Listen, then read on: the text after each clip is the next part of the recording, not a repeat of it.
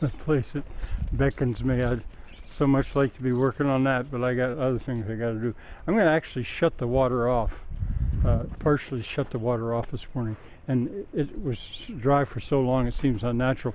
But before I do that, I wanted to show you that these zonjas that I started last summer or spring, they're filling, they're doing their thing. And I'll tune them up before I shut the water off. What's going on, I'm going to shut it off right back there. I could shut it off all the way back in the woods, but I don't want to do that. From right where the center of the camera, along that zonja, it's running, and it's coming here and basically leaking out here. But then it's going on above the house. And there it's making the basement wet. I thought it was just the rain. It happens often with the heavy rain. But it hasn't rained for a while, and I realized that actually I've raised the water table so the basement's getting kind of wet. So I'm going to shut it off.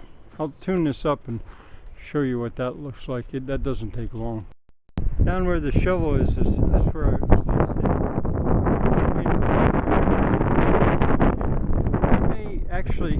I'm going to shut it off, but it could be it wasn't because of my zonja, because it is shut off here, and it's not carrying water above the house, so that is just water that's in the ground. I'm going to turn into the wind. Why I'm doing this as early as the end of the day is because we're going to get some very windy weather. Where I just was, I'm down here at the shovel, and this is the way these brand new zonjas, I mean from just last year, scratches in the ground really, that's the way they look when they're tuned up just a little bit. Doesn't take long at all. I'm going to go on out tuning a little bit, and then I am going to shut the water off back here.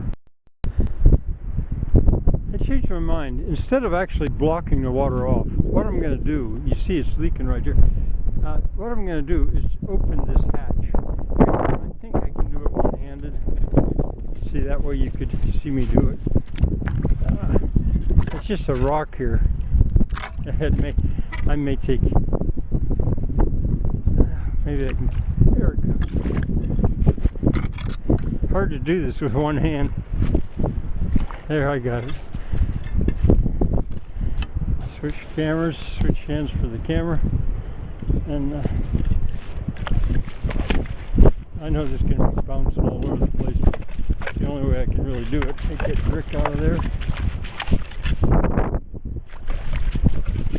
And now you can see that the water, oh I'm sorry, my hand's in front of it. I need a cameraman. I need a lot more than that. Anyway, this is so easy to do with two hands.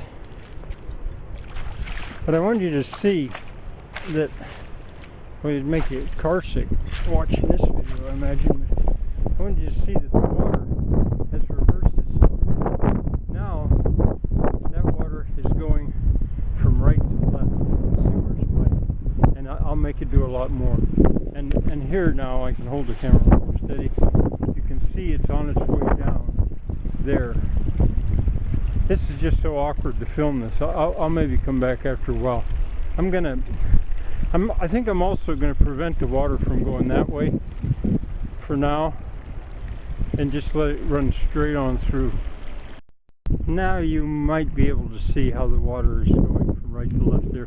I'll come back here under better conditions when the wind isn't blowing and film more of this. But I did open it up so the water's running down through over stones. That shut this side off, which is good for now. Okay, I'll say bye for now. No, I'm back again, typical of me.